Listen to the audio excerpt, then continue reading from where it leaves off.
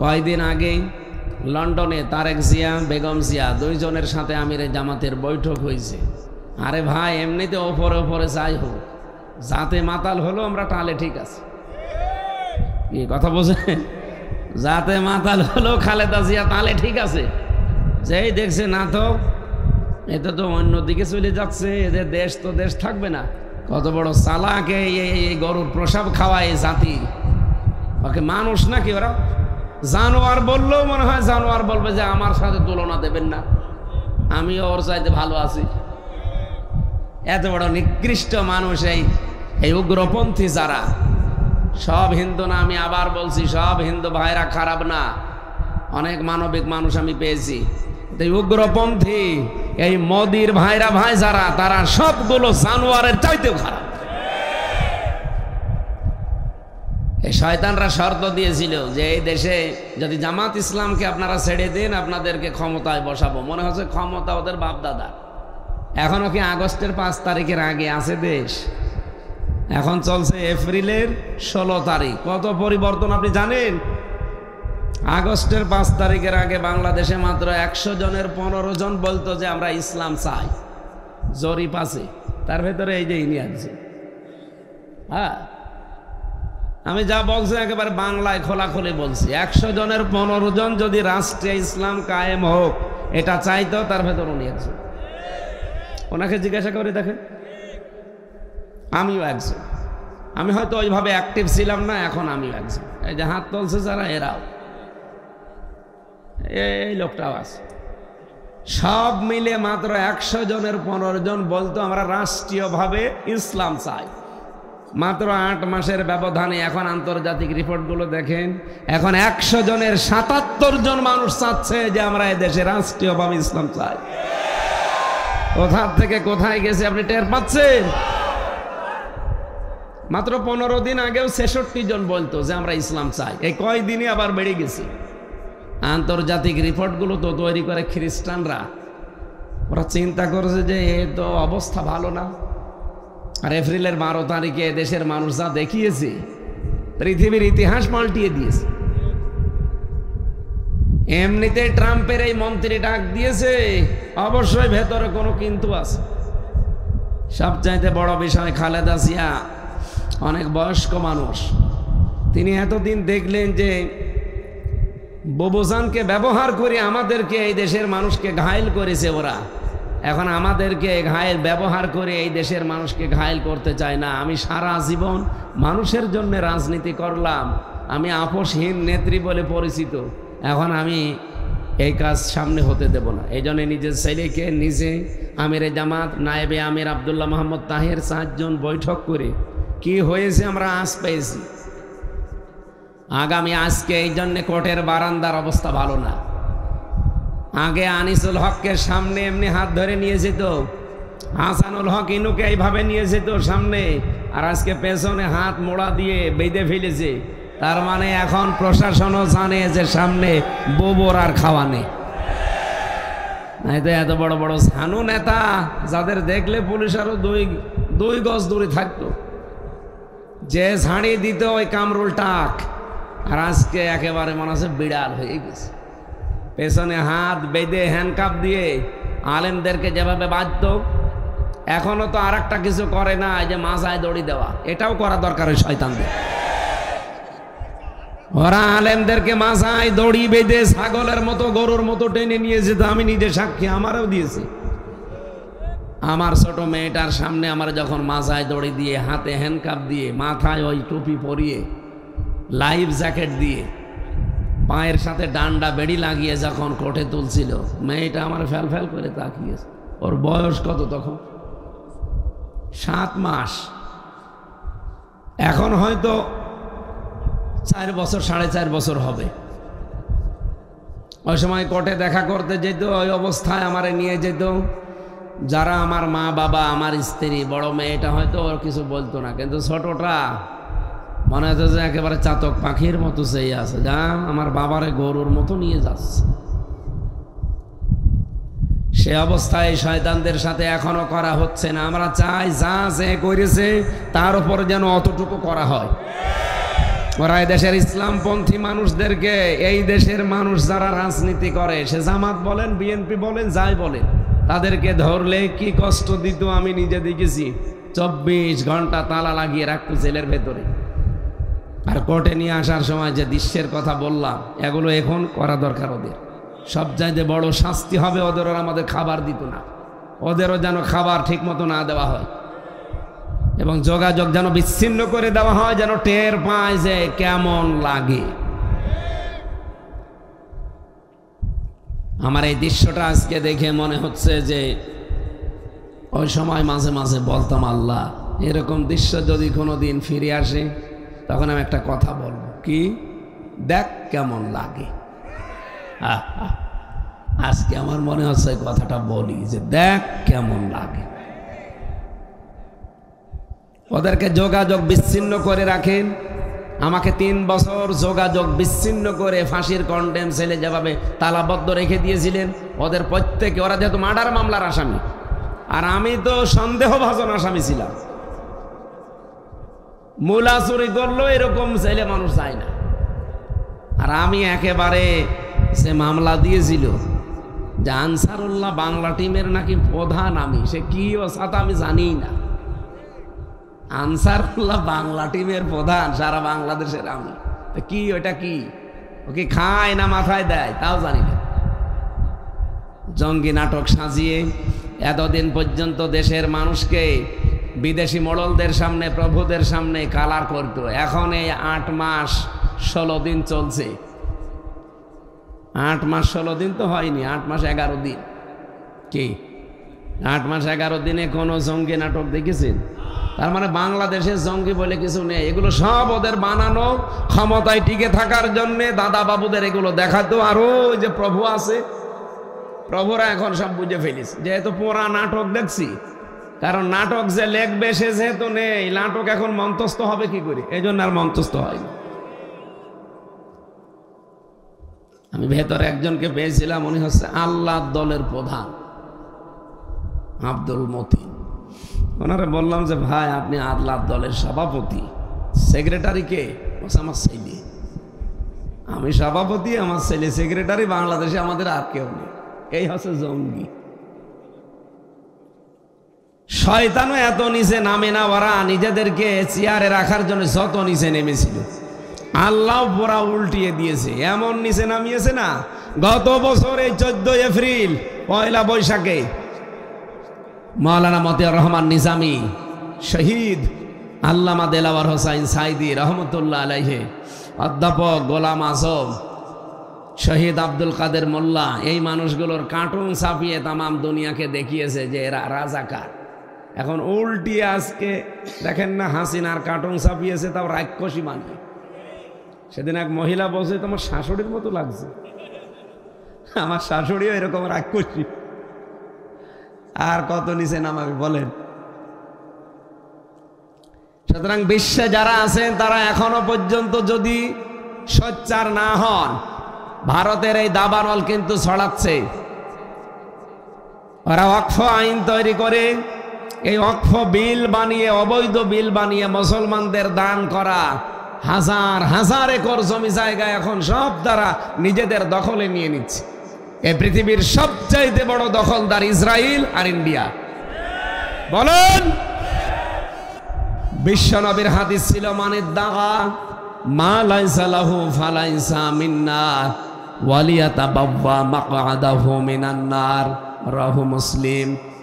হযরতে আবু যর রাদিয়াল্লাহু তাআলা আনহু থেকে বর্ণিত, তিনি বলেন, আমি নবীর মুখে শুনেছি, পৃথিবীতে কেউ যদি কারো জিনিস দখল করে নেয় যেটা তার দখলে থাকার কথা না, কেউ যদি কারো জিনিস নিজের দখলে নিয়ে নেয় যেটা তার দখলে থাকার কথা না, তাহলে 2টা শাস্তি। 1 নম্বরে ফালাইসা মিন্না, ওই দিন থেকে সে নবীর উম্মত আর নেই। কি কথা বলছেন? বাংলাদেশে আগস্টের 5 তারিখের পরে অনেক মানুষ এরকম শুরু করেছিল যে বিভিন্ন জিনিস দখল করতো তারা, নাকি মা গোড়ায় হয়নি? হয়েছে, মানে এই জেলায় আরো বেশি হয়েছে। কয়েকদিন আগেও তো চাঁদা চাইতে গিয়েছে একজন মানুষ, এরকম একজন মানুষের কাছে উনি দিতে চাইনি, ওনার বাড়ি ঘর ভেঙে দিয়েছে। এই মাগুরা জেলায় না? যে জিনিস আপনার না, আপনিও দেশের নাগরিক, আমিও দেশের নাগরিক, আপনাকে চাঁদা দেওয়া লাগবে। আপনি কোন মহারথী? একে আপনি আগস্টের 5 তারিখের আগে পেয়েছেন? দাঁত মুখ সব সমান করে ফেলা হবে বার। চাঁদা কিসের চাঁদা? কি দখলে আছে? আমার কাছে চাঁদা চান, এই টাকা কি আপনার বাবার টাকা আছে? আপনি চাইলেন আর দিয়ে দেব? একজন হোক, সোচ্চার হওয়া লাগবে। কোন অবৈধ কাজ করে এই দেশে যেন কেউ টিকে থাকতে না পারে। এই সংস্কৃতি আরম্ভ করেন, আগামীর বাংলাদেশ মিনি জান্নাত হয়ে যাবে। আর আমরা যদি গা ছাড়া দিয়ে যা করছে যে করুক গা লা ইলাহা ইল্লাল্লাহ, 2 দিন পরে আপনার কাছেও যাবে। হ্যাঁ, কথা বলেন না কেন? তাহলে যারা এই কাজ করেছিলেন, বুঝে হোক না বুঝে হোক, আপনি কিন্তু ফালাইসা মিন্না, আপনি নবীর উম্মত আর নেই।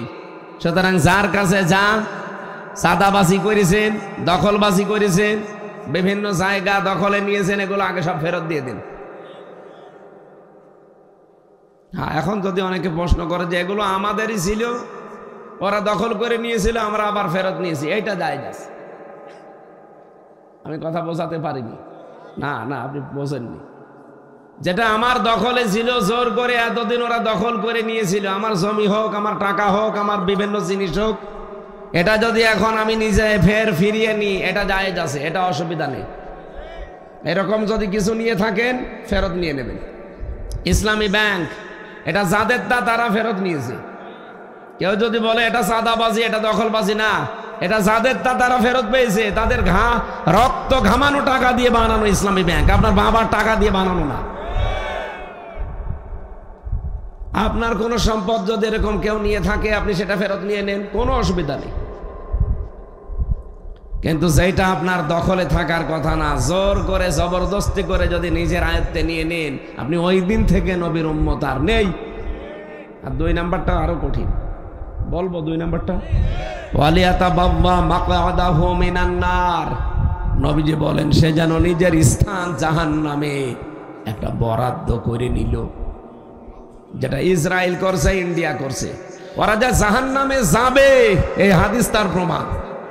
আজ মসজিদগুলো দখল করে মন্দির বানাচ্ছে, বলছে এখানে 500 বছর আগে নাকি মন্দির ছিল। আরে শয়তান! বাংলাদেশে এখন যদি আমরা আওয়াজ তুলি, ঢাকার স্বামীবাগে ইসকন মন্দির 1000 বছর আগে এখানে মসজিদ ছিল, ভেঙ্গে আমরা এখন মসজিদ বানাবো, মেনে নেবেন? আর এটা আমরা করবো না, কারণ আমাদের ধর্মে বাড়াবাড়ি নেই, জবরদস্তি নেই। আছে? আপনাদের কি ধর্ম? ওকে ধর্ম? এ পৃথিবীর নিকৃষ্ট ধর্ম এখন হিন্দু ধর্ম। এ ধর্মই না।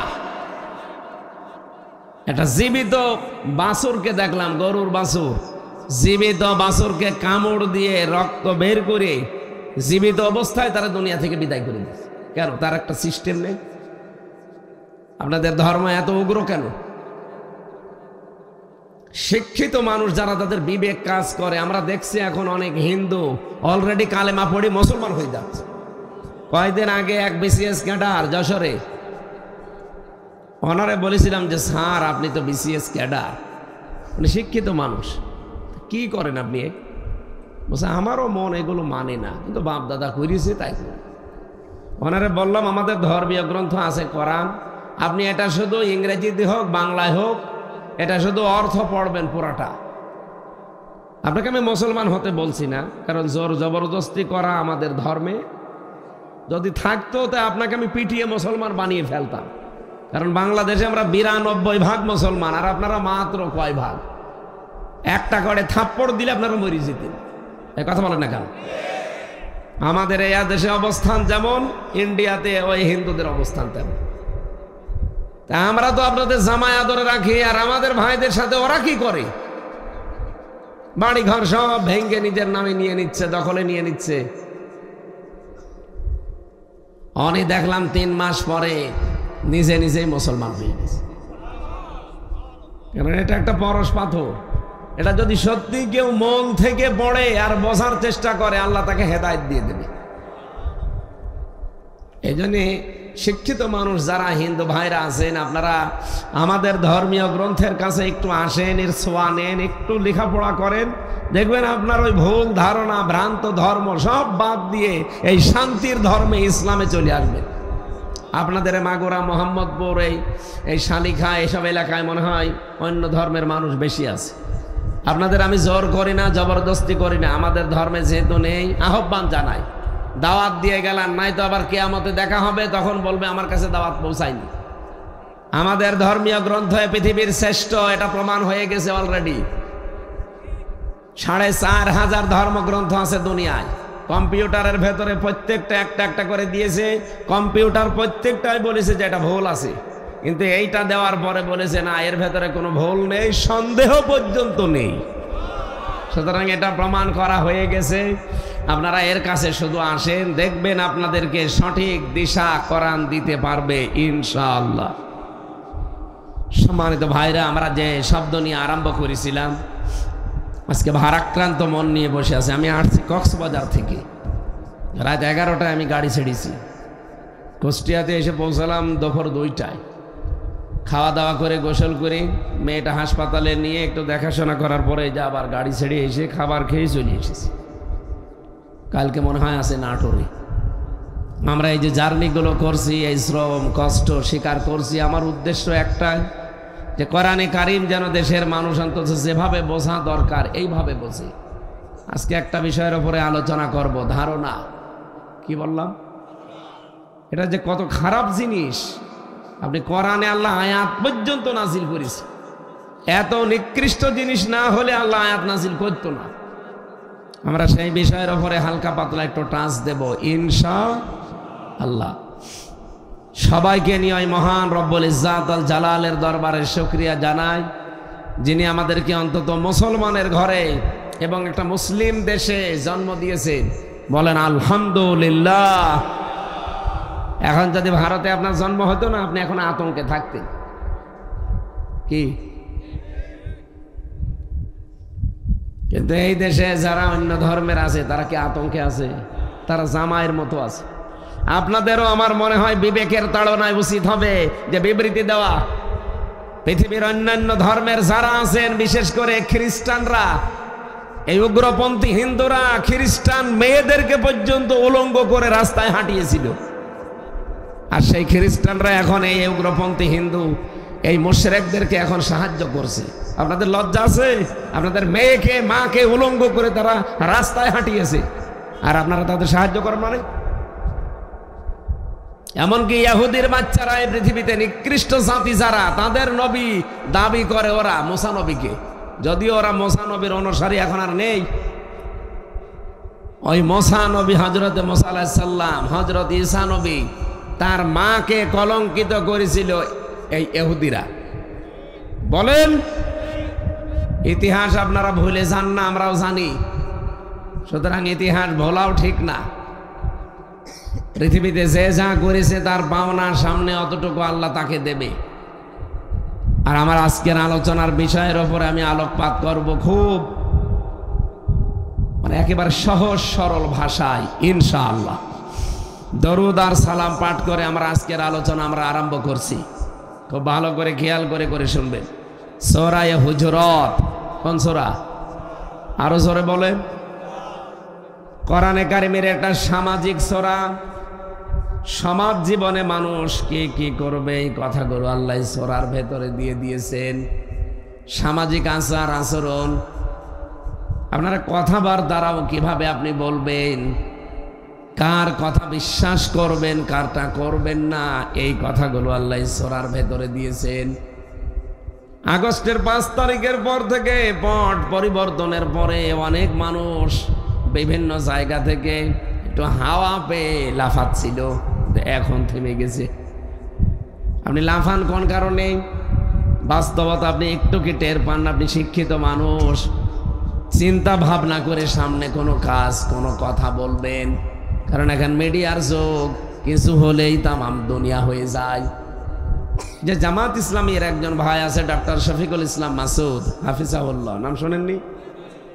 উনি একজনের গাড়িতে উঠেছিল, সেইটা নিয়ে অনেকে দেখলাম স্ট্যাটাস দিচ্ছে উনি স্মার্ট গ্রুপের কাছ থেকে জামাত ইসলাম আর শিবিররা টাকা পয়সা খেয়ে তাদের গাড়িতে ঘোরাঘুরি করে, অথচ এটা দাহা মিথ্যা কথা। স্মার্ট গ্রুপের গাড়ি না, ওটা স্মার্ট পাঞ্জাবি সব। এই যে পাঞ্জাবি বিক্রি করে একটা ছেলে, তার একটা গাড়ি আছে, সেই গাড়িতে উনি উঠেছিল। আর আপনি আগে জানেন না, পরে জানেন না, একটু পর্যবেক্ষণও করলেন না, চিন্তা ভাবনা না করে একটা তথ্য ছড়িয়ে দিলেন। আপনি জানেন এটা কত বড় মারাত্মক অপরাধ। আপনি যে ভ্যালুলেস হয়ে যাচ্ছেন। এই দেশে তো অনেক বড় বড় ঝানু ঝানু নেতা ছিল, তাদের কথা এখন জনগণ শুনলে হাসে, বলে যে এ গুজববাজ, মিথ্যা কথা বলে এরা। আমি নাম নিলাম না, আপনি বোঝেন না, বড় বড় তারা ঝানু নেতা, প্রবীণ রাজনীতিবিদ, কিন্তু তারা এমন এমন কথা বলতো, আগে নেই পেছনে এই চিন্তা ভাবনা নেই, আন্দাজে, ওই খালি রাগ করি। এখনো অনেকে বলে যে চাঁপাইনবাবগঞ্জের দুইজন চাপাবাজ আছে, স্বামী আর স্ত্রী, বানিয়েছে কোন মিস্ত্রি, এরা কথা বলতো খালি চাঁপাবাজি করি।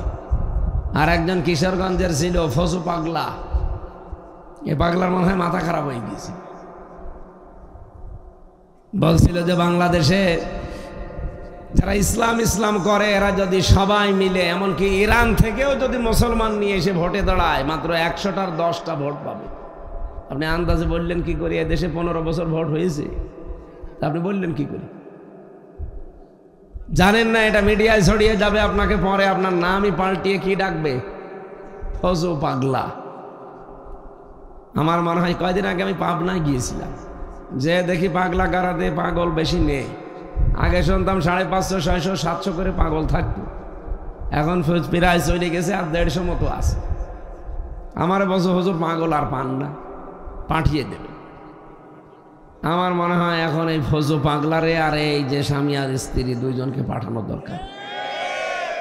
ওখানে তো পাগল ভালো করা বিভিন্ন জিনিসপত্র আছে, বড় বড় ইঞ্জেকশনও শুনেছি দেয়। এদেরকে এমন ইঞ্জেকশন দেওয়া দরকার, ওই কুকুর মারা ইঞ্জেকশন, যেন অন্তত ভালো হয়ে যায়। ফজু পাগলার আজকে মাথা খারাপ হয়ে গেছে, কারণ দেখতে পাচ্ছে যে খালেদা জিয়া, তারেক জিয়া, আমিরে জামাতের সাথে আমরা রাজাকার বলে চালিয়ে দিতে চাই, আর তার সাথে বসে বসে দেশ নিয়ে বৈঠক করছে। আমার এই কথা গেল কোথায়? আমার দাদা, আমি জেল থাকতে মরে গেছি, অনেকটা গল্প শোনাতো আমার। এক লোক নদী পার হয়ে বাজারে যায়, ছেলে মেয়ে দুইটা কাঁদতেছে যে নৌকা নিয়ে বাজারে যাচ্ছেন, আমাদেরকেও নিয়ে যান। স্ত্রী বলছে আমি আর বাড়ি থেকে করবো কি, আমারও নিয়েছেন। সবাইকে নিয়ে নদী পার হয়ে যাচ্ছে বাজারে, মাঝখানে যে ঢেউ উঠেছে, গেছে ডুবে। ওর স্ত্রী কাপড় চোপড় জড়িয়ে কোথায় স্রোতে ভেসে গেছে, ছেলে মেয়ে দুইটাও মারা গেছে, নৌকাও ডুবে গেছে। বহু কষ্ট করে হাতড় মারতড় দিয়ে গিয়েছে ডাঙ্গায়, কেনারায় বসে বসে ভাবতেছে। লোকজন রাস্তা দিয়ে যায়, বলছে চিন্তা করে লাভ নেই, বউ মরে গেছে, আবার বিয়ে করবেন, বউ হবে। ছেলে মেয়ে মারা গেছে, আবার ছেলে মেয়ে হবে।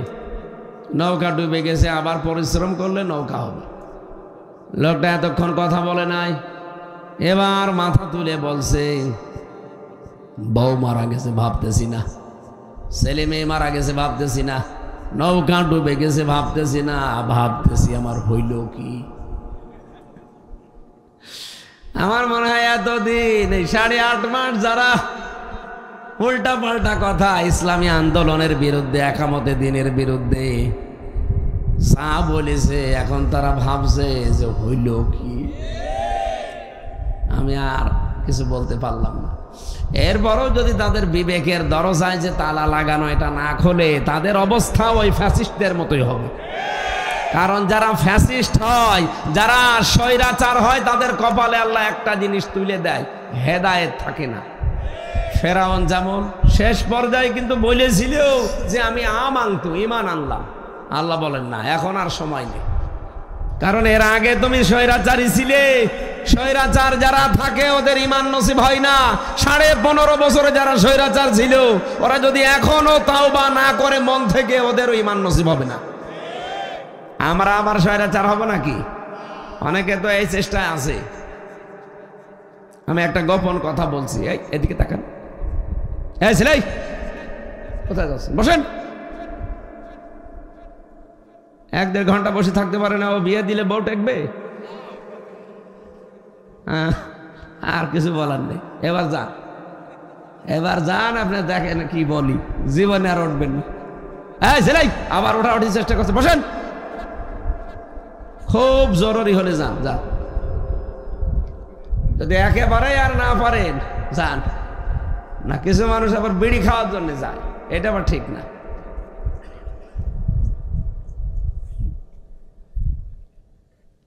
যদি একটা পরিচিত তথ্য আপনার হয়তো এভাবে চিন্তা করেননি, আমি আপনাকে আশার বাণী শোনাতে চাই, একটু ভালো করে খেয়াল করবেন। সূরা আলাম নাসরার 5 এবং 6 নম্বর আয়াত। আমি কয়েক মিনিটে শিক্ষাটা বের করে তাফসিরে চলে যাব। ফা ইন্না মা'আল উসরি ইসরা, ইন্না মা'আল উসরি ইসরা। আল্লাহ পাক বলেন অবশ্যই কষ্টের পরে সুখ। কে বলছে? কিন্তু এখানে শিক্ষার বিষয়টা হচ্ছে উসরুন, এটার আরবি বাংলা অর্থ হচ্ছে কষ্ট। উসরুন মানে কি? এই কষ্টের আগে আল্লাহ আলিফ লাম দিলেন, এটা মারেফা করে দিলেন, নির্দিষ্ট করে দিলেন। এর আগে আল্লাহ মা দিয়েছেন, এর আগে ইন্না আছে, এর আগে ফা আছে। আল্লাহ বলেন অবশ্যই কষ্টের সাথে, কষ্টের পরে কি ইসরা। এখান দেখেন ইসরার আগে আলিফ লাম নেই, এটা নাকেরা, এটা অনির্দিষ্ট। আমি যতগুলো তাফসীর পড়েছিলাম এর আগে এভাবে আমি বুঝি নাই। জেলখানায় থাকতে বিশেষ করে তাফহিমুল কোরআন আর ফিজিলালিল কোরআন টিকাগুলো দেখে দেখলাম এখানে একটা আলাদা তথ্য আছে। আল্লাহ পাক বলেন পৃথিবীতে যদি কেউ একটা কষ্ট সহ্য করে 3টা কারণে, এদিকে তাকান, আপনি যদি একটা কষ্ট পান দুনিয়াতে কয়টা কারণে? আরো জোরে। কষ্ট পেলেই হবে না, 3 কারণে কষ্ট পাওয়া লাগবে। যদি আপনার একটা কষ্ট দুনিয়ায় সহ্য করা লাগে আর কারণ যদি হয় 3টা, আল্লাহ ইসরা দিয়ে জানালেন কমপক্ষে দুনিয়া আখিরাতে তোকে আমি 70টা আনন্দ দেব। আমি এবার পরীক্ষা করব, আন্দাজে সুবহানাল্লাহ বললেন কিনা। এটা যে ক্লাস চলছে, ছাত্রের মতো জবাব দেবেন। কষ্ট কয়টা দেখলেন? পরে তো 0 দেওয়ার দরকার। আমি এরকম ছাত্র চাই না। এক ছেলে এসে নাকি কাঁদছিল বাবার কাছে, ওই কি হয়েছে? পরীক্ষার রেজাল্ট দিয়েছে তো ভালো, কাঁদার কি আছে? তুই পাস না ফেল? তুই খালি বল যে পাস করেছি, আমি মিষ্টি নিয়ে আসি। আব্বা পাস করলে তো ফেল করলে তো কথা ছিলাম 5-এ, নামিয়ে দিয়েছে 3। এখন আমার 5-এ উঠতে আরো 2 বছর লাগবে। আপনারা তোমার আছে ছাত্র ওইরকম, 1 মিনিট আগে বললাম ভুলে গিয়েছে, বলছে 3টা। আমি যে ইসরার আগে আলিফ লাম দিলে নির্দিষ্ট করে দিলাম। আবার বলছি এটা খুব দরকার। আপনি কোরআনের কথা তো 100% সত্য হবে না, মিথ্যা হালকা আছে? কোনো মিথ্যা নেই। অবশ্যই দুনিয়াতে যদি কেউ একটা কষ্ট সহ্য করে, সে নারী হোক আর পুরুষ হোক, কষ্ট কয়টা? আরো জোরে। কয় কারণে? 3টা কারণে যদি একটা কষ্ট দুনিয়াতে আপনি সহ্য করেন, ইসরা, কমপক্ষে দুনিয়া আখিরাতে মিলে আপনাকে আল্লাহ 70টা সুখ, 70টা আনন্দ দান করবেন। এবার আসেন তো একটা একটা করে দেখি। কষ্টটা যদি হয় আপনার আল্লাহর জন্যে, 2 নম্বরে রাসূলুল্লাহর জন্যে, 3 নম্বরে মানবতার জন্যে, এই 3টা কারণে যদি আপনি দুনিয়াতে কষ্ট পান, আল্লাহর কসম আপনাকে দুনিয়া আখিরাতে 70টা শান্তি আল্লাহ দান করবে। এই কথাকে আমি বানালাম। এই আয়াতটা পরে আবার আল্লাহ আরেকবার রিপিট করেছেন 6 নম্বর আয়াতে, 5 নম্বর, এটা 6 নম্বর। ইন্না মা'আল উসরি ইসরা, অবশ্যই কষ্টের সাথে, বলেন আল্লাহ কষ্টের সাথেই সুখ রাখলেন, কিন্তু কষ্টের আগে নির্দিষ্ট করে দিলেন একটা, আর সুখের আগে আল্লাহ নির্দিষ্ট করলেন না, বললেন অনির্দিষ্ট। এটা না কেরা কত দেব এটা আমি নিজে জানি, কেউ জানে না। দুনিয়াতে যদি আপনি একটা কষ্ট সহ্য করে থাকেন, আল্লাহর কসম রেডি হন ৭০টা সুখ আপনি পাবেন। কিন্তু কষ্টটা পাওয়া লাগবে। আবার বলছি কয় কারণে? আল্লাহর জন্যে, রাসূলুল্লাহর জন্যে, মানবতার জন্যে। অনেকেই কিন্তু কষ্ট দুনিয়ায় পায়। এই যে হাসিনাও তো যাওয়ার দিন কষ্ট পেয়েছে, পাইনি? কি কান্না কানছিল, মনে হচ্ছে যে স্বামী মরে গেছে। কষ্ট পেয়েছে কিন্তু আল্লাহর জন্যে, রাসূলুল্লাহর জন্যে, মানবতার জন্যে। কিসের জন্যে? পাপের জন্যে। পাপের জন্যে কষ্ট পেলে এখানে ওই কথা আল্লাহ দেননি। আমরা যারা সত্যি এই 15.5 বছরে আল্লাহর জন্যে, কেউ রাসূলুল্লাহর জন্যে, কেউ মানবতার জন্যে কষ্ট পেয়েছেন, আপনি লিখে নিতে পারেন কোরআনের আয়াতে 100 ভাগ সত্য যে ৭০টা শান্তি আল্লাহ আপনাকে দুনিয়া আখিরাতে দেবে।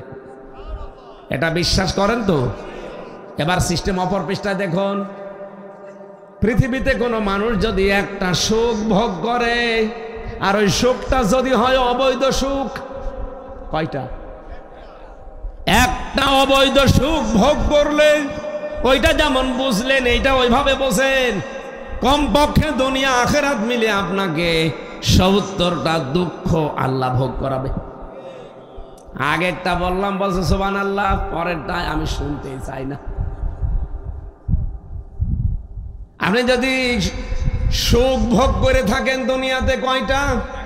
আর সুখ যদি হয় বৈধ না অবৈধ? অবৈধ। বৈধ সুখে কোনো কষ্ট নেই। এই যে স্বামী স্ত্রী যারা, এরা সুখে থাকে, শান্তিতে থাকে, এই সুখের জন্যে এটা বৈধ সুখ। এই জন্য পরবর্তীতে এই বৈধ সুখের জন্য কষ্ট আল্লাহ দেবে না। কিন্তু যদি অবৈধ সুখ কেউ তৈরি করে পরকীয়া প্রেমের মাধ্যমে, পরকীয়া প্রেম যারা করে তারাও কিন্তু সুখ পায়, পায় না? হ্যাঁ, বছর সুখের জন্য করে। তাহলে এই সুখটা কি বৈধ? কি বলেন বলেন? এই অবৈধ সুখে যারা আছেন, এমনকি বিয়ের আগে যারা, এটা এখন শুনছি বিভিন্ন জায়গায় মহিলারা যে অনশন করছে।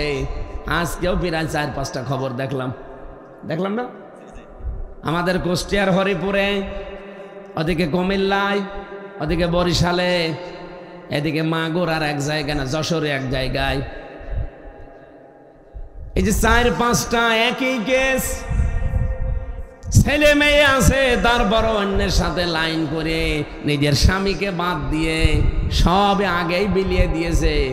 এখন সে আর পরিচয় দিতে চায় না। এখন বলছে আমি অনশন করে মরে যাব যদি আমার বিয়ে না করে।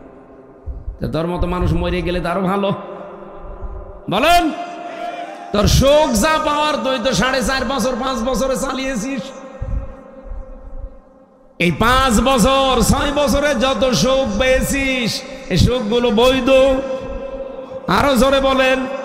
যদি 10টা সুখ পেয়ে থাকে, তাহলে এক একটা সুখে ৭০টা করে অশান্তি। কথা বলে না কেন? এই 15.5 বছরে যদি কেউ 50টা সুখ ভোগ করে থাকে, যারা এমপি ছিলেন আল্লাহর কসম তারা কিন্তু সুখ পেয়েছেন, কিন্তু সুখটা বৈধ না। আপনি এমপিও ছিলেন, অবৈধ এমপি সুখ ও অবৈধ সুখ। অবৈধ এমপির দাপট দেখেছেন? আমি এই মাগুরা মোহাম্মদপুর এবং সদর থানায় জেল থেকে বের হওয়ার পরে আমি আসতে চেয়েছিলাম, কিন্তু আল্লাহর ওলি শেকড় আসতে দেয়নি। কোথায় এখন আপনি আজকে আসেন তো মাইক কেড়ে নেন, নেন মাইক দিয়ে দিলাম, নেন কেড়ে নিয়ে যান তো আজকে দেখি।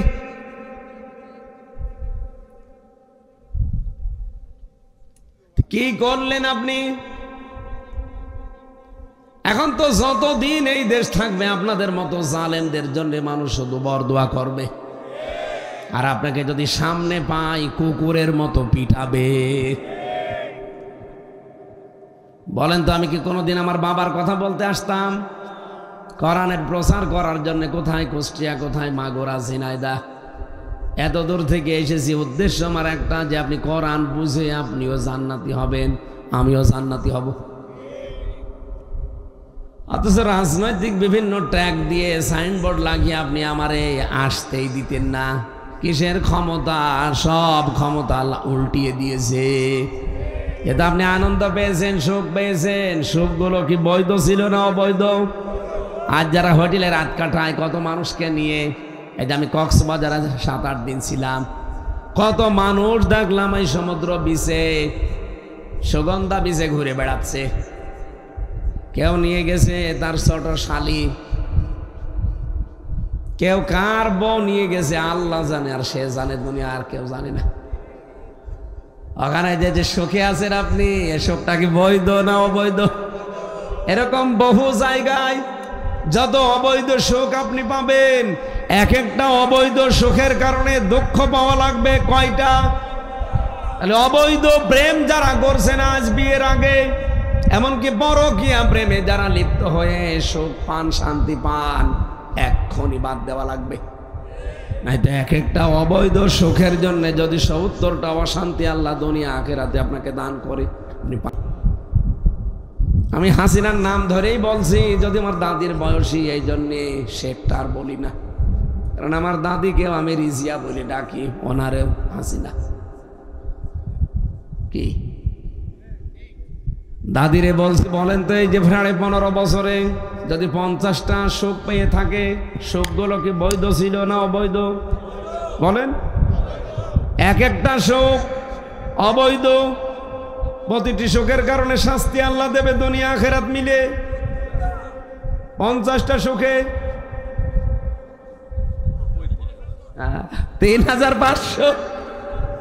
3,500টা অশান্তি, দুঃখ, কষ্ট, অকল্যাণ দুনিয়া আখিরাতে আল্লাহ আপনাকে দেবে। তারপরে আপনি চট করে আসবেন, এতগুলো দুঃখ আগে নেবেন, তারপরে তো 15.5 বছরে 50টা সুখ পাইনি, আরো বেশি পাইছি। আমি তো অল্প ধরলাম। এই জন্য যারা পরকীয়া প্রেমের মতো অবৈধ সুখ পেয়েছেন, এই মুহূর্তে আপনাকে তওবা করা লাগবে, নয়তো আপনার সামনে পথ কঠিন। অশান্তি একটা, দুইটা না, কয়টা? যারা এগুলো করছেন তারা ছেড়ে দেওয়া লাগবে। এই মুহূর্তে আল্লাহকে হাত দেখাবেন যে জীবনে কোনোদিন আর ওই লাইনে যাব না। হাত তোলেন। এ লাইনে তো বহু মানুষ আছে, মুরব্বী মানুষ, আবার 2 হাত দিলিস। আপনার জীবনে যদি পরকীয়া প্রেম হয়, আমরা কি করব? আপনার যে চেহারা, ওই চেহারায় কে তাকাবে আপনার দিকে? না না, বুঝে না। যারা এগুলো করছেন, এই মুহূর্তে তওবা করা লাগবে। নাম্বারগুলো ডিলিট করে দিন। যার সাথে লাইন আছে, এই মুহূর্তে নাম্বার ডিলিট করা লাগবে।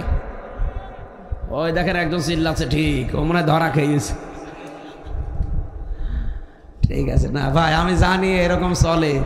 আরে মাগুরা, মোহাম্মদপুরে কি সব আল্লাহর ওলি আমরা? না, এরকম 2 নাম্বার লোক আছে, ছেড়ে দিন ভাই। জীবনেও শান্তি পাবেন না। একটা শান্তি, 2টা শান্তি পাবেন অবৈধ, আর এক একটার জন্য 70টা অকল্যাণ রেডি হয়ে আছে। তখন আপনি আরে লোড নিতে পারবেন না, পাগল হয়ে যাবে।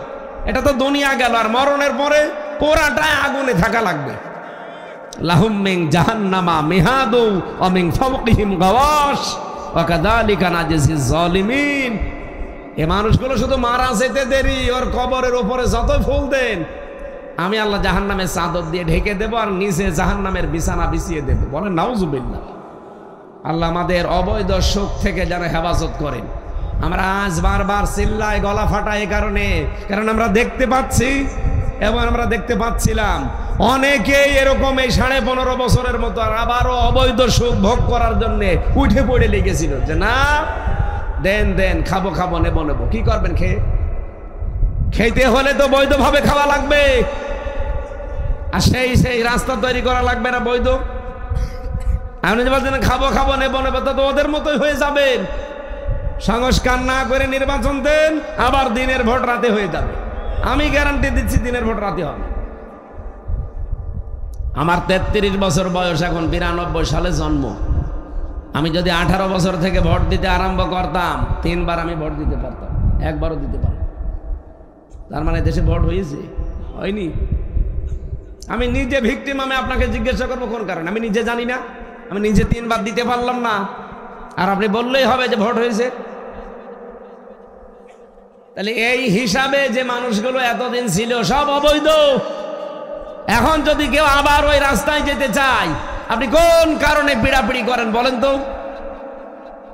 যারা ছিল এই 1628 জন মানুষ, তারাই তো আছে, খালি জায়গা পাল্টিয়েছে। এ মাগুরার ডিসি গেছে কুষ্টিয়ায়, কুষ্টিয়ারটা গেছে কুমিল্লায়, কুমিল্লাটা গেছে রংপুরে। এই মাল তো একই আছে।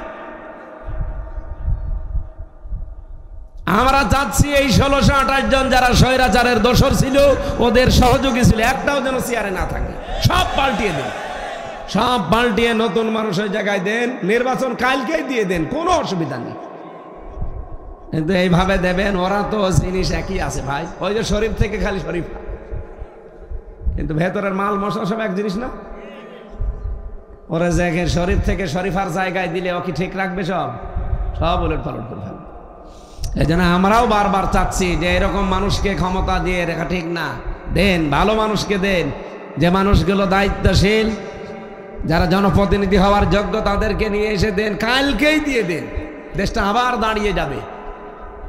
কিন্তু আবার যদি ওই রকম খালি খাবো খাবো নেবো নেবো করেন, সত্যি অবৈধ সুখ পেয়ে বেশি দিন থাকা যায় না। 5 বছর পরে আপনার বাড়বে শেকড়ের মতো উজাড় গৃহ হয়ে যাবে।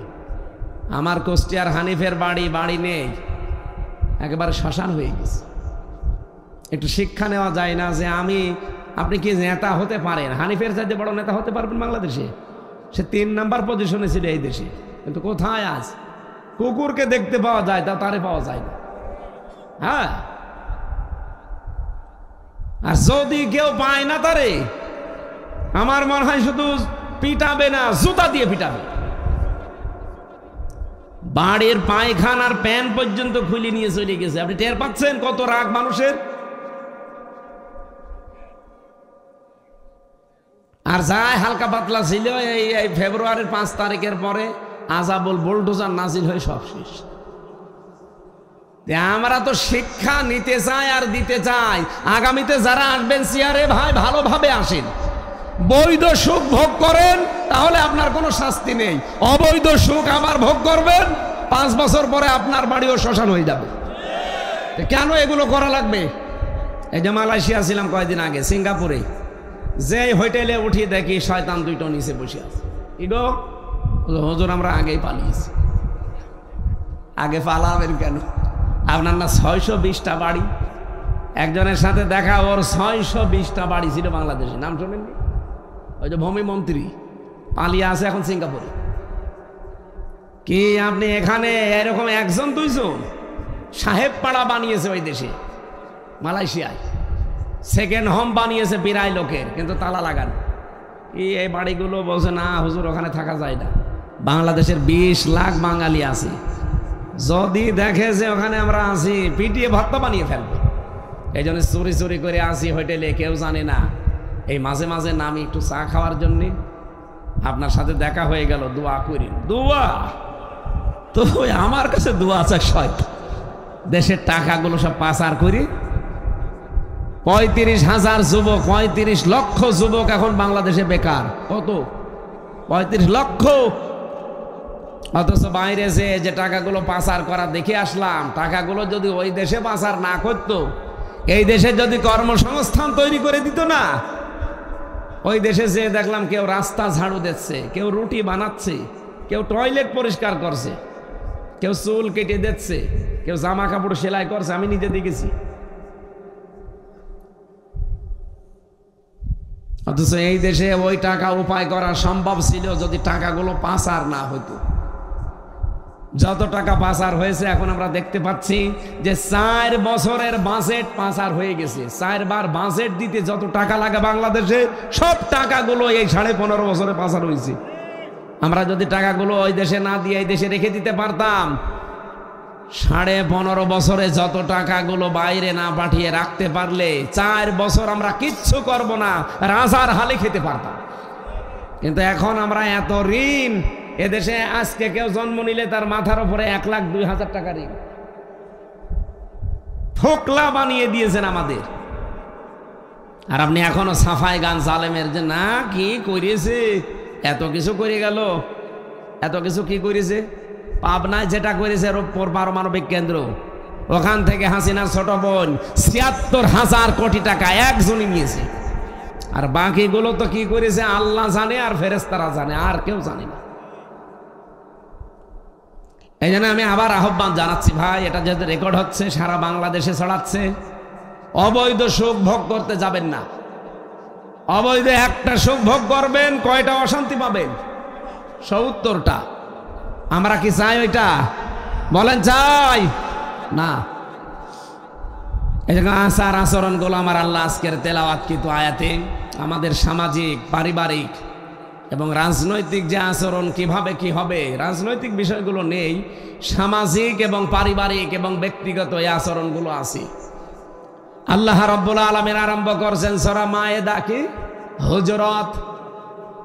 আল্লাহ পাক বলেন 12 নম্বর আয়াত, এটা ইয়া আইয়ুহাল্লাযীনা আমানু জতানিবু কাসীরাম মিনাজ যন্নি। ওহে যারা ঈমানের দাবি করো তাদেরকে বলছি, নারী হও আর পুরুষ হও, অধিকাংশ ধারণা করা থেকে নিজেকে বাঁচিয়ে রাখবা। অন্যের প্রতি অধিকাংশ ধারণা করবা না। ইন্না বা'দাজ যন্নি ইসমুন, কারণ অধিকাংশ ধারণা করাই হচ্ছে গুনার কাজ। এই ধারণাটা অধিকাংশ মানুষের ভেতর আজ আমরা দেখতে পাই, আন্দাজে একজনের উপরে ধারণা করে খারাপ, অথচ ওই লোকটা ওই কাজ করে নাই। এই কথা বলে না কেন? যে কাজ যে লোক করে না, কেউ যদি কেউ ধারণা করে ওই কাজটা তার উপরে চাপিয়ে দেয়, যতদিন পর্যন্ত আপনি এই কাজ না করবেন ততদিন পর্যন্ত আপনার মরণ হবে না। আল্লাহ পাক বলেন ওয়ালা তাজাসসু, মানুষের দোষ ত্রুটি অনুসন্ধানের জন্য পেছনে লেগে পড়বা না। ওয়ালা ইয়াগতাব বা'দুকুম বা'দা, একে অন্যের পেছনে চোখের মতো লেগে থাকে অনেকে। আর এগুলো মেয়েদের ভেতরে বেশি। এ মাগুরা জেলায় নেই? বলুন। মা বোনেরা নামাজ পড়তে পারেন, রোজা রাখতে পারেন, কালো বোরকা পরে পর্দা করতে পারেন, এই মানুষের পেছনে লেগে থাকার স্বভাব যদি আপনার থাকে, ওই দিন থেকে আপনার দোয়া কবুল বন্ধ। কি কথা বলে না কেন?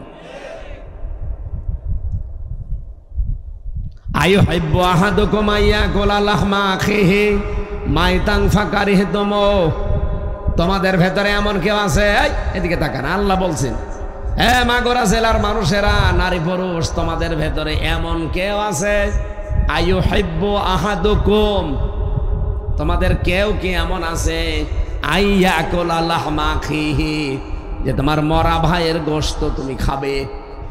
কেউ আছে? ফাকারিহতুমুহু, অবশ্যই তোমরা সেটা অপছন্দ করবে। আত্তাকুল্লাহ, অবশ্যই আমি আল্লাহকে ভয় করো। ইন্নাল্লাহা তাওয়াবুর রহিম, আমি তাওবা কবুলকারী। কোন পর্যন্ত কবুলকারী সেই পর্যন্ত আমি আসতেছি। এই আয়াতের তাফসীরে একটা ব্যাখ্যা দেখলাম, এদিকে তাকা, এই যে আন্দাজে একজনের উপরে ধারণা করা, এটা যে কত বড় নিকৃষ্ট কাজ, এটা তো নিকৃষ্ট গেল। 2 নম্বরে কারো উপরে যে দোষ একটা চাপিয়ে তাকে কালার করে দেওয়া সমাজে, এটা আরো মারাত্মক। এটার নাম তহমত। এটার নাম কি? তহমত। রাব্বুল আলামিন জানিয়েছেন, কোন এলাকায় যদি এরকম এই পরনিন্দা, পরচর্চা, এর দোষ ওর ঘাড়ে তুলে দিয়ে নিজেকে ভালো লাগে, নিজেকে ভালো সাজায়, অথচ লোকটাকে কালার করে দেয়, তার সম্মান নিয়ে সিনিমিনি খেলে। মামুনুল হক আমার সাথে 3টা বছর জেলে ছিল, তার ইবাদত, তার অ্যাক্টিভিটিস, তার ঈমান আমি দেখেছি, অথচ তারেও 3টা বছর জেল খাটা লাগলো জেনার মামলা নিয়ে। স্ত্রীর সাথে মানুষ জেনা করে, তাহলে এই দেশে জেনাকারী নেই কে? আপনি আন্দাজে রাষ্ট্রীয় যন্ত্রকে ব্যবহার করে তার সম্মান নিয়ে সিনিমিনি খেললেন, কি জবাব দেবেন কিয়ামতে? এমনিতেই লোকটা শুধু আলেম না, তার বাবা, এই উপমহাদেশের ভেতরে যদি 10 জন আলেম থাকে তার ভেতরে তার বাবা একজন। তার ইবাদত আমি নিজে দেখেছি। আমি যুবক মানুষ, আমিও তো হাফেজ।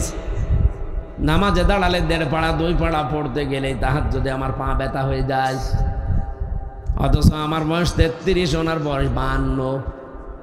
এই বয়সী মানুষটাও প্রতিদিন কোর্ট থেকে হাজিরা দিয়ে এসে তাহাজ্জুদের নামাজে 2.5 ঘন্টা 3 ঘন্টা কোরআনে কারিম দাঁড়িয়ে দাঁড়িয়ে তেলাওয়াত করত। বলতে যত সহজ মনে হচ্ছে, আমি তো নিজে দেখেছি, আমি নিজেও হাফেজ। অত সহজ না। আপনি তারাবির নামাজে 1 পারা পড়ে তাই আপনার পা ব্যথা হয়ে যায়, তাও প্রতি রাকাতে মাত্র 1 পৃষ্ঠা। আর আমরা দেখতাম নিজে প্রতি রাকাতে কমপক্ষে 1 পারা 1.5 পারা করে প্রতি রাকাতে পড়ছে। এ মানুষটার আল্লাহর প্রতি বিশ্বাস। বাকি ভেতরের অবস্থা তো জানি না, বাইরে যা দেখেছি আমার দৃষ্টিতে ভালো মানুষ। আমার পেছনে লোকটা যে শ্রম দিয়েছে এটা জীবন আমি বলতে পারবো না। ওই শয়তানরা তোমার না খাওয়িয়ে রাখতো, চিকিৎসাও দিত না, কিন্তু আল্লাহর এই বান্দা আমার পাশে থাকার কারণে খাবারের কষ্ট আমার অনেক কমেছিল। ধনী মানুষের ছেলে মাগুরাবাসী তার সম্মান নিয়ে কি করে সিনিমিনি খেলেছিল মানুষেরা, বিশেষ করে এই দেশের দায়িত্বে যারা ছিল ওই সময়। রাষ্ট্রযন্ত্রকে ব্যবহার করে আলেমদের বিরুদ্ধে এমন এমন দোষ দিয়েছে, আল্লামা সাঈদীকে পর্যন্ত ছাড়ে নাই। আমি আপনি ওপেন চ্যালেঞ্জ দিচ্ছি, এখানে যারা যত মানুষ আছেন সবাই আমার বন্ধু, আমার শত্রু আছেন আমি জানি, কিন্তু যত বড় কঠিন জঘন্যতম শত্রু আমার আপনারা হন না কেন, কেউ যদি এখন এসে আপনাকে বলে যে আমির হামজা জিনা করেছে, আপনি বিশ্বাস করবেন? দেখলেন এই গল্প করছেন মানে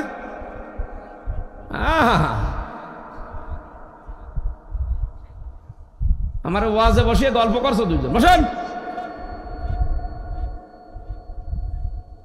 ওই 2 জন 2 জায়গায় বসেন, আবার গল্প শুরু করবেন মনে হয়, ছেলে মেয়ে বিয়ে দেবেন। আমি যেটা বলছিলাম বলেন, আমার মতো একটা কাঠ মোল্লা, আমার মনে হয় আমি কাঠ দিয়ে তৈরি। এতটুকু মানুষ বিয়ে ছাড়া আমি জেনা করেছি, আপনি বিশ্বাস করতে চান না, যদিও আপনি আমার বন্ধু না শত্রু হতে পারেন। সেই জায়গায় আল্লামা সাঈদী কোথায়? আমার মতো হাজার হাজার হামজা জোড়া দিলে তার পশমের তুল্য হবে না, আর তারে আপনি জেনার মামলা দিয়ে দিলেন। আপনি মানুষ, আপনার নিজের চরিত্র ঠিক আছে, নিজের ছেলে মেয়ের চরিত্র ঠিক আছে, আপনার নিজের আত্মীয় স্বজনের চরিত্র ঠিক আছে, আপনার দলীয় লোকজনের চরিত্র ঠিক আছে। ওবায়দুল কাদেরের মতোই কাওয়া কাকু বুড়ো মানুষে বুড়ো ভাম, ওনাকে রাত 2টা 3টা পর্যন্ত নায়িকা দিয়ে ওর গা পাটি পা লাগতো। ওরে সবাই করা দরকার শয়তান, শরীর চলে না ওখান থেকে, বাকিটা বলল না। চরিত্র আছে, এখন সবগুলো ফাঁস হচ্ছে ওদের।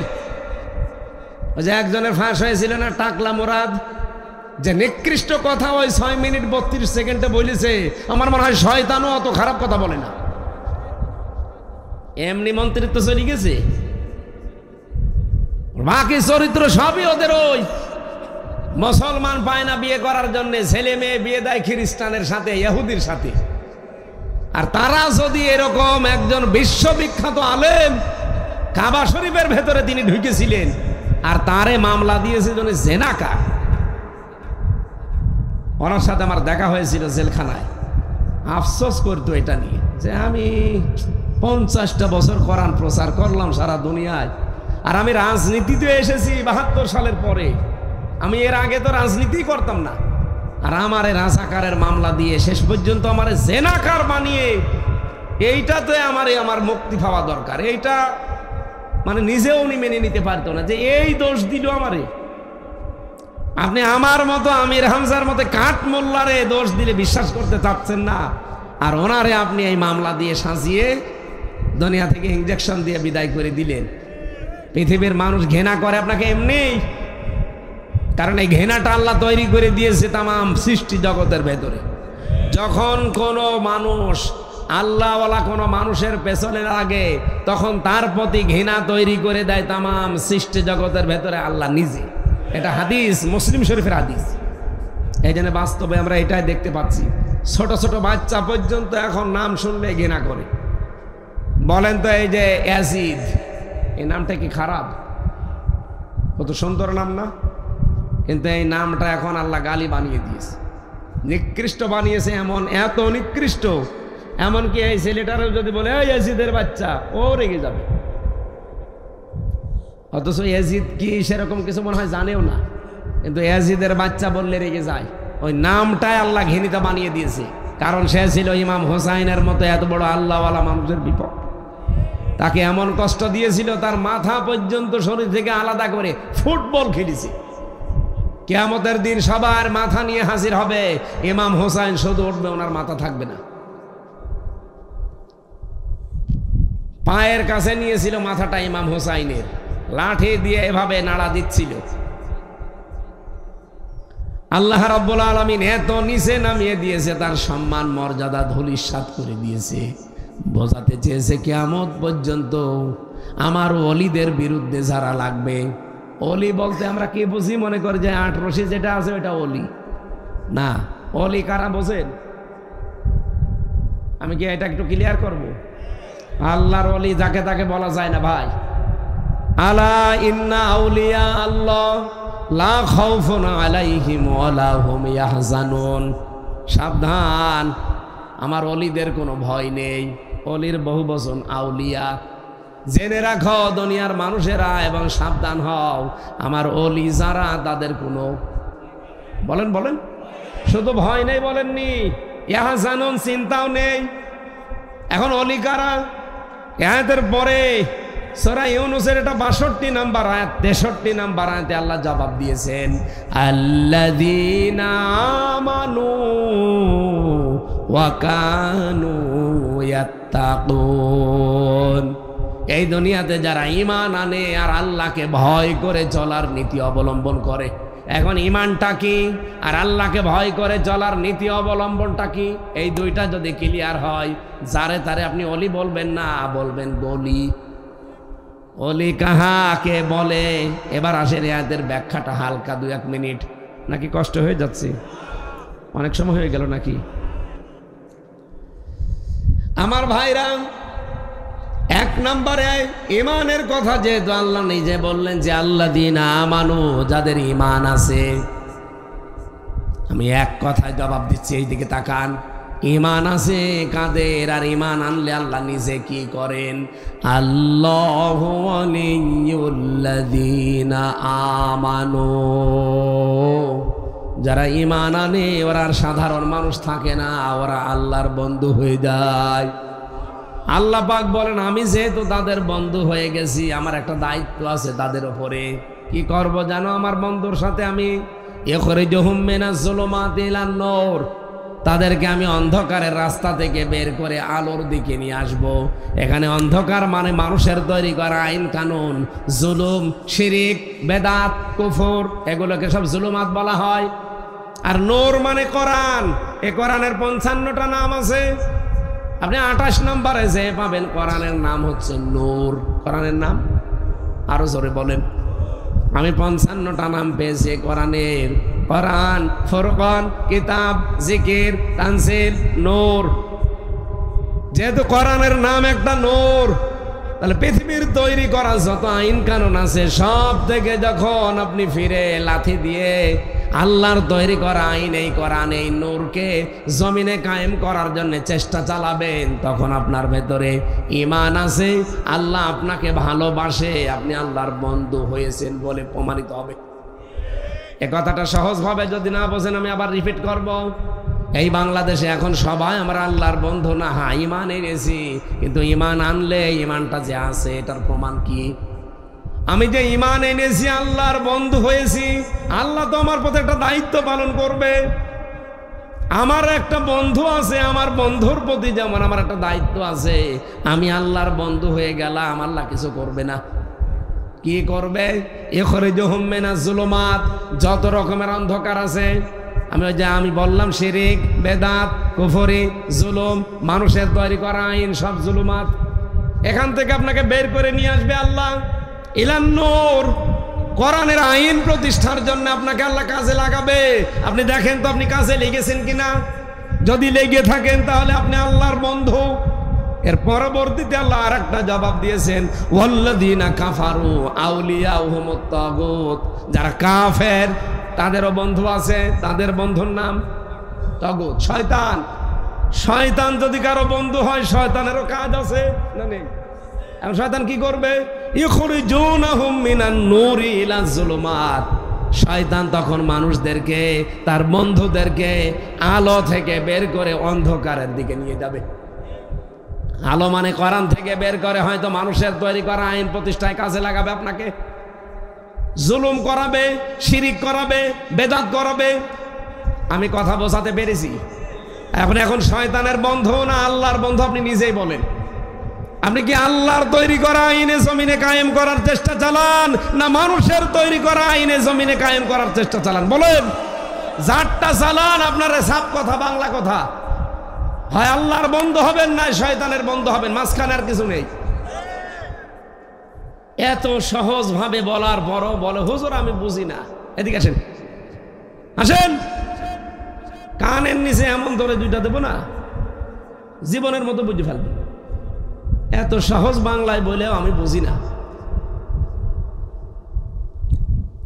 এখানে সয়াবিন তেল বিক্রি হচ্ছে 100 টাকা কেজি, আর মাগুরা শহর এখান থেকে 17 কিলোমিটার, ওই জায়গায় বিক্রি হচ্ছে 95 টাকা কেজি। 5 টাকা বাঁচাতে গ্রামের লোক হেঁটে যাবে মাগুরায় না? মানে অনেক পাগল আছে, তাও যাবে। 5 টাকা বাঁচাতে 17 কিলোমিটার হাঁটবে। অথচ এত সহজ বাংলায় বলার পরও অনেকে বুঝতে চায় না, পাগলামি করে শুধু। আমার কি লাভ বলেন? আপনি যদি জাহান্নামে যান, জান্নাতে যান, আমার কোনো লাভও নেই, ক্ষতি নেই, কিন্তু আমি চাই আমরা একসাথে থাকতে চাই। এই কথা বলেন না কেন? আপনি যদি আমার কথা মতো কোরআনের আয়াত পেয়ে, হেদায়েত পেয়ে যদি জান্নাতি হতে পারেন, আপনার কারণে আমার জান্নাতে মর্যাদা আল্লাহ আরো বাড়িয়ে দেবে। আমি তো আমার ধান্দায় আছি। আমার মনে হয় কথা যা বোঝানোর আমি বুঝিয়েছি। এরপরও যদি কেউ না বোঝার ভান করে থাকেন, আল্লাহর কসম আমার আর কিছু করার নেই। আল্লাহ যদি আমার পুলিশ করে পাঠাইতো, পিটিয়ে আপনাদের সোজা করতাম, কিন্তু যেহেতু আমার হাতে কিছু নেই, আমার এই শুধু এই ফতোয়া দেওয়া পর্যন্ত, এমনকি এটা কায়েম করবো সে শক্তিও আমার হাতে নেই। আমি জেলে যাওয়ার আগে একটা ফতোয়া দিয়েছিলাম আমার গ্রামে, কুষ্টিয়ার হালসাই গ্রামে বাড়ি আমার। ওখানে একজন জেনা করেছি, গ্রামের লোকজন সবাই এসে বসে ফতোয়া দেন, আপনি মুফতি মানুষ। ফতোয়া দিলাম কি, কারণ বিবাহিত মেয়েরা, ছেলেরা যদি জিনা করে আর যদি সাক্ষ্য প্রমাণ থাকে, তাহলে তাকে মাটির নিচে দিয়ে বুক পর্যন্ত পাথর দিয়ে, ইট দিয়ে মেরে দুনিয়া থেকে বিদায় করা লাগবে। এটার নাম কি? সঙ্গে সার। কি বলে? বলেন না কেন? এখন আমি ফতোয়া পর্যন্ত শেষ। এখন যদি বলতাম, এই গ্রামবাসী আসেন, ধরেন ওই মহিলাকে, ওই পুরুষকে ধরেন, ধরে আপনারা এই কাজ করেন, সঙ্গে সার কি ওদের করতো না আমারে করতো? ওরা ওদিকে সঙ্গে সারের জন্য শুধু গর্ত ঘুরতো, আর এদিকে আমি নিজে সঙ্গে সার হয়ে যেতাম। কারণ প্রশাসন এসে আমারে ধরে বলতো, চলেন, এদেশে কোরআনের আইন কায়েম আছে, আপনি যে ফতোয়া দিয়ে কার্যকর করে দিলেন, শুধু ফতোয়া পর্যন্ত থাক। এই কথা বলেন না কেন? কিন্তু আমি ওইটা কায়েম করতে পারতাম, যেহেতু আমার সার্টিফিকেট আছে, আমি সরকারি সার্টিফিকেট প্রাপ্ত মুফতি, আমার ফতোয়া গ্রান্টেড রাষ্ট্রীয়ভাবে। আমার যেহেতু নিজের সরকারিভাবে সরকার দিয়েছে সার্টিফিকেট আমারে, আমি ফতোয়া দিলে ওই 19 সালেই কার্যকর হয়ে যেত, যদি আমার পেছনে ব্যাগ থাকতো, পাওয়ার থাকতো, শক্তি থাকতো। আমি যদি দেশের প্রধান বিচারপতি হতাম, কি তখন আর কি কেউ আমার সঙ্গে সার করতো? তা আপনি নিজেকে নিজে একটু প্রমাণ করেন যে আপনি কি আল্লাহর বন্ধু এখনো হয়েছেন, নাকি শয়তানের বন্ধু হয়ে আছেন। আর 2 নাম্বারটা, অকানু ইয়াত্তাকুন, তাকওয়া অনুযায়ী জীবনযাপন করবে। তাকওয়া কি? খালি জব্বা এরকম একটা গায়ে দিয়ে, সুন্দর টুপি মাথায় দিয়ে, পাগড়ি মাথায় দিয়ে, আর কোনো দুনিয়ার খেয়াল নেই না। তাকওয়া মানে সতর্ক হওয়া, তাকওয়া মানে যোগ্য হওয়া। তাকওয়া মানে কি? আজ বাংলাদেশে 54 বছরে ইসলাম আল্লাহ আমাদের হাতে তুলে দেয় না, একটাই কারণ, আমরা যোগ্যতা সম্পন্ন এখন হতে পারি না। দিলে আমরা ইসলাম এলোমেলো করে ফেলবো। এই জন্য আমাদেরকে আল্লাহ যোগ্যতা অর্জন করার জন্য ওয়াকানু ইয়াত্তাকুন দিয়েছেন। ওই অলিদের, ওই তাকওয়াবানদের, ওই আল্লাহর বুজুর্গ বান্দাদের কোনো ভয় নেই, কোনো চিন্তা নেই, যারা যোগ্য। আর আমি ওপেন বলছি, বাংলাদেশ জামাত ইসলামী, ইসলামী ছাত্র শিবির, এরা এইভাবে মানুষকে তৈরি করতে চায়। আপনি দেখেন সব জায়গায় যোগ্যতা সম্পন্ন মানুষকে আস্তে আস্তে তৈরি করে নিতে চায়। আপনি যেখানেই থাকেন, আপনি যদি আদালতে থাকেন যোগ্য, আপনি যদি বিচার ব্যবস্থায় থাকেন যোগ্য, আপনি যদি চিকিৎসায় থাকেন যোগ্য। এই যে পাশের জেলা ফরিদপুর, ডাক্তার শাহিন জাদ্দা একটা ডাক্তার না? ডাক্তার হলে ওই রকম ডাক্তার হবে। আপনার ছেলেকে মেয়েকে আপনি যদি সত্যি যোগ্যতা সম্পন্ন, যেটা তাকওয়া আর আসল ব্যাখ্যা, তাকওয়া মানে শুধু জুব্বা গায়ে দেওয়া না, তাকওয়া মানে যোগ্য। তাকওয়া মানে কি? এই যোগ্যতা সম্পন্ন করে তুলতে হলে আপনাকে ধাঁচে ধাঁচে ফেলা লাগবে। আর যেটা ইসলামী ছাত্র শিবির চেষ্টা চালায়, বাংলাদেশ জামাত ইসলামী লিখিত লিখিত লিখিত নিয়ে চেষ্টা চালাচ্ছে। আমি তো নিজে দেখেছি এগুলো, এই জন্য বলছি। আপনারা দেখেছেন না কালকে রাজশাহীতে একটা বাবা, 4টা ছেলে মেয়ে, তার 2টা মেয়ে 2টা ছেলে, কি শিক্ষা দিয়েছিল ছেলে মেয়েদের? লোকটার 8 মাস আগে বউটা মারা গেছে, ছেলেরা আর মেয়েরা মিলে এই কিছুদিন চালিয়েছে। কিন্তু কালকে তার আগের দিন সারা দিন এই 2 বউ মিলে এই শ্বশুরের সাথে ঝগড়া করেছে। খাবার তো দেয়নি, জিনিসপত্র 2 ছেলে মিলে বাড়ি থেকে সব উঠানে টান দিয়ে ফেলে দিয়ে বলছে বাড়ি থেকে বের হয়ে যা। লোকটা অসহায়, শেষ পর্যন্ত স্টেশনে যেয়ে সারা রাত এদিক ওদিকে ঘোরাফেরা করে, সারা দিন খাওয়া নেই, জীবনের ওপরে বিতৃষ্ণা এসে গেছে। ট্রেন আসছিল ইন্টারসিটি, মাথা দিয়ে বেরিয়ে গেছে। এটা কালকের ঘটনা। আমি শুধু এই লোকটাকে দোষ দেই না, বা ওই ছেলে মেয়েকেও শুধু দোষ দিই না। আপনার ছেলে মেয়ে এমনভাবে কেন তৈরি করলেন যে তারা বোঝেই না যে মা বাবা কি? আপনার বউ 2 জন মিলে যখন বাবার সাথে ঝগড়া করেছে, যদি বিচার আচার করে যদি দেখা যায় যে বাবার দোষ নেই, বউদের দোষ, ওই রকম বউ তো বাদ দেওয়া ফরজ। হযরত ইসমাইল আলাইহিস সালাম বাদ দিয়েছিলেন না? বাবার কথা শুনে বউ বাদ দিয়েছিলেন। যে ছেলে যদি ওই রকম ইসমাইলের মতো তৈরি করে যেতেন, তাহলে এই 2 বউ ঝগড়া করা না, যদি দেখতো যে বউগুলোর দোষ, দরকার হয় বউ তালাক দিয়ে নতুন বউ নিয়ে আসতো, তাও বাবাকে বাড়ি থেকে বের করে দিত না। এই যে আজকে লোকটা আত্মহত্যা করে চলে গেল, এই মামলা যদি এখন হয়, এই যে 4টা ছেলে মেয়ের নামে হবে আর ওই 2 বউর নামে, এই 6 জন সারা জীবন এখন জেলে থাকা লাগবে। আর ফাঁসির মামলা, যেহেতু মার্ডার মামলা, ফাঁসি হয়ে যেতে পারে। কি হইল? লোকটাও চলে গেল। আমরা এরকম সন্তান দুনিয়ায় রেখে যেতে চাই, আর এরকম কপাল আমাদের তৈরি হোক মা বাবার, আমরা চাই না। আমি আপনাদের হাতে পায়ে ধরে গ্যারান্টি দিয়ে বলছি, আপনি দেন শিবিরে আপনার ছেলেটা দিয়ে দেন, ইসলামী ছাত্রী সংস্থা দেন। আপনার রাগ হলেও আমি বলবো, কারণ আমি নিজে দেখতেছি। আমার আল্লাহ ছেলে দেয়নি, মেয়ে দিয়েছে, 3টা মেয়ে আমি ইসলামী ছাত্রী সংস্থায় দেব। আমি এই বিশ্বাস থাকবো যে জীবনে ওরা আমার মুখে মুখ তুলে চোখ তুলে কথা বলবে না, কারণ সেই শিক্ষা ওরা গোড়া থেকে পায়। আর আমি নিজে বিশ্ববিদ্যালয়ে দেখেছি, শিক্ষক ক্লাস নিচ্ছে আর ছাত্র জুতা দিয়ে পিটাচ্ছে, বলছে শালা তোরে মেরেই ফেলবো। বলছে বাবা তুই আমারে ছেড়ে দে, জীবনে আমি আর ক্লাস নেব না। বলে না, বাংলায় বলছে শালা তোরে আমি বলেছিলাম ওই কাজ করতে, করিস নাই। আমার নিজের চোখের সামনে। এটা ছাত্র মাস্টার্সে পড়ে। আর আমি এইটাও দেখেছি, শিক্ষক অজু করছে, ছাত্র পায়ে পানি ঢেলে দিচ্ছে। আর এত ছাত্র তো এইটাও এইটাও, এটা কেবল গেছে মক্তবে, এটা মানুষের মতো মানুষ হচ্ছে, আর ওটা অলরেডি জানোয়ার হয়ে গেছে। আপনাকে তৈরি করা লাগবে না কোরআনের ধাঁচে। বাংলাদেশ জামাত ইসলামের এখন গণসংযোগ দাওয়াতি সিস্টেম চলছে সারা বাংলাদেশে। আপনাদের দাওয়াত দিয়ে গেলাম, আপনারা খালি আসেন, জামাত ইসলাম করা লাগবে না, ছাত্র শিবির করা লাগবে না, খালি এসে দেখেন অন্যের তুলনায় যদি ভালো পান আপনি যোগ হবেন, যদি দেখেন না এর চাইতে উত্তম কিছু আছে আপনি সেখানে যাবেন, আমাকেও দাওয়াত দেন। আমি এর চাইতে আর খোলাখুলি কিছু বলতে পারলাম না। এরপরেও যদি কেউ না বোঝার ভান করে থাকেন, বাড়ি চলে যান, যান। না আপনার কপালে ওই রাজশাহীর বাবার মতো শেষে টেনে কাট, এদিকটা ট্রেন নেই নাকি, ট্রেনে মরবে না, বাসে মরবে না, ওই নদী আছে না, নদীতে ঝাঁপ দিয়ে মরবে। কি হৃদয় বিদারক একটা ঘটনা তৈরি করে গেল রাজশাহীর এই বাবা। একটা ভালো মানুষ দেখলাম, ভিডিওতে দেখতে পাচ্ছি দাঁড়িয়ে আছে, হঠাৎ ট্রেন আসতেছে, যে মাথা দিয়ে মরে গেল, সঙ্গে সঙ্গে শেষ, একেবারে 2 ভাগ হয়ে গেছে।